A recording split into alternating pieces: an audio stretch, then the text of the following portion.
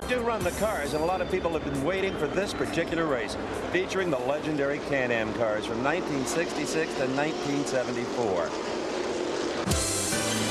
This Porsche moment in time is being brought to you by Chopard, makers of fine watches since 1860. As we've said, the ultimate Porsche appeared in the form of the 917. 59 of these amazing 1,500 horsepower turbocharged race cars were produced. After the original 5-liter cars were excluded by the French FIA-dominated governing body for the World Manufacturers Championship, Porsche had nowhere to go with these amazing automobiles.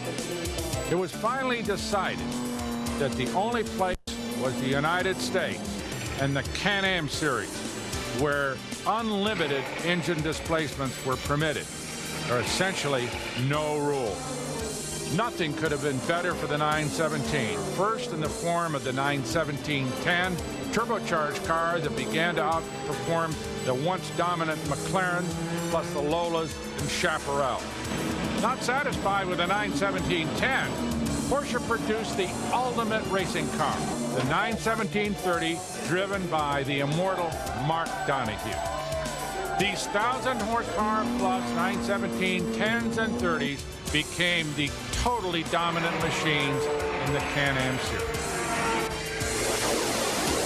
And as the Can-Am cars rumble down the front straightaway for a green flag, it was George Fulmer on the pole driving a 72 Porsche 917-10 and the 6th car of Olaf Lang, a 73 Porsche 917-30. He was on the outside of row number 1.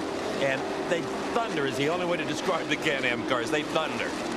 Well, don't forget, in addition to the turbocharged Porsches, we've got 500 and 600 cubic inch aluminum big block Chevrolets. There's this great fight for the lead, and that's the shadow there. Speaking of big block Chevrolets, taking the lead, driven by Juan Gonzalez. This is so much fun to watch. The 28 car Craig Bennett, that's the Lola 71 car, the T222, has taken the 3rd spot, son to Bud Bennett.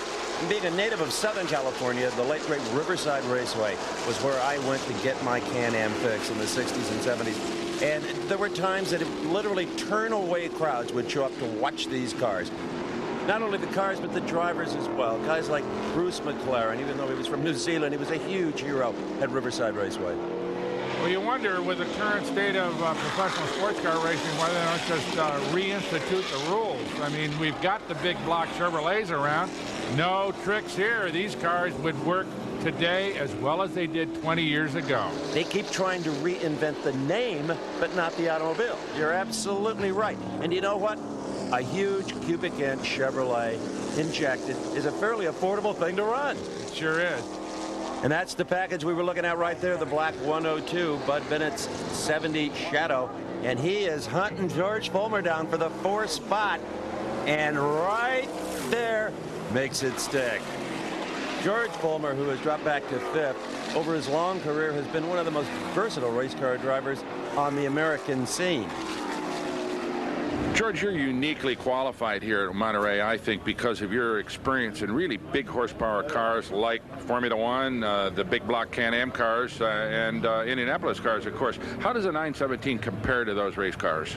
Well, of course, the 917 started out in '72 with about 800-900 horsepower, and before the end of the season, when we got to the 5.4 engines, we were up to about 1,100 horsepower. So that was a lot of horsepower in those days, and it still is today.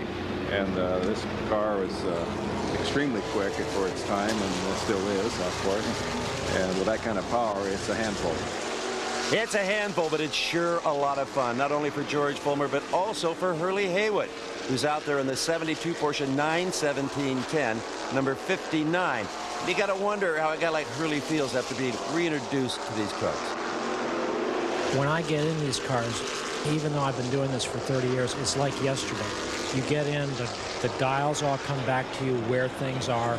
And, you know, I've driven hundreds of different types of race cars. But when you get back into these cars that I'm very familiar with and have had good luck with, it's like going back to home. And I think that that's a key in any Porsche car that I've driven.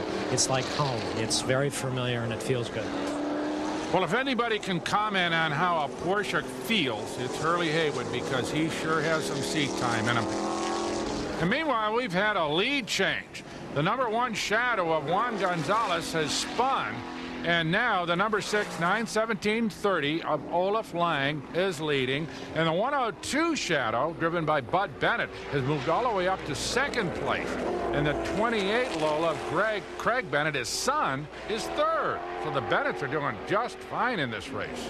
And poor old Olaf found himself in a Bennett family sandwich right there, as Bud got around him to take the lead, and the kid pressured for the 2nd spot. Some fine driving here, I must say, but with all due respect to the Bennetts and to Olaf Lang, if a man named Donahue had been sitting in that number 6 Porsche, that would not have happened. Trust me. I do, Brock, but regardless, we do have a Shadow up front. And what a mysterious name for a race car, the Shadow. Don Nichols is a patriotic American who in the late 60s decided to build himself an American challenger to the all-dominant McLarens in the Can-Am series. Called his cars Shadows, and as you can see, they were truly awesome. In fact, it wasn't until 1974 that Jack Oliver won the Can-Am championship for him in this DN4. But come with me and see what's over here in the back of this Mark II Shadow. The engine in this machine develops 1,350 horsepower and 1,400 foot-pounds of torque at 17 inches of boost. They tell me you can use 22 inches of boost if you need to. But who needs that kind of boost for the lead that Bud Bennett has built up? That car is really breaking away from the field. As he comes down, oh, look at that, Steve. Just a last lap spin. And his son, Craig, the 28 car, has also fallen out. He will be a DNF. So hopefully Bud can at least get around to the line. And who benefits from all of this? Olaf Lang, of course. Easy, Olaf. Attaboy. Take it easy. He's going to get the checkered in this Can-Am affair. That was fun. I'll ask the Bennetts if it was fun, Steve. I'm not sure they'd agree, especially right now with Bud coming down into that corner and losing him. Looks like under braking, he maybe got into some slick stuff or whatever it was, but he lost control in that entry into that corner, looped it big time, and was unable to get started sufficiently quickly so that Olaf Lang went by for the victory. Olaf Lang won it. Hurley was 2nd. George Fulmer 3rd. Bud Bennett recovered for 4th. And Brian Blaine got 5th in his Lola T163. Olaf was one happy guy. Well, once again, the famed Sunoco number 6 Porsche 91730 visits